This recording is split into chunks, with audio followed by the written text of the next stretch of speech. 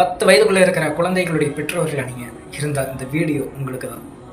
உங்களுடைய குழந்தைகளுக்கு ஹபீபுனா முஹம்மது ரசூலுல்லாஹி ஸல்லல்லாஹு அலைஹி வஸல்லம் தங்களுடைய வாழ்க்கை வரலாறுகள் சொல்லிக் கொடுக்கறதுண்டா?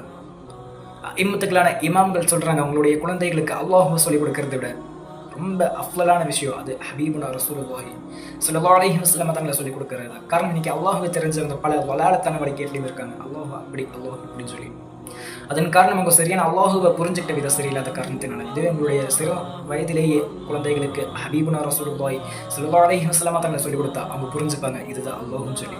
இதுவே நீங்கள் சொல்லிக் கொடுத்தா அவங்களுடைய மனசில் ஒரு இமேஜினேஷன் கிரியேட் ஆகும் அல்லாஹ் அப்படின்னு சொல்லி.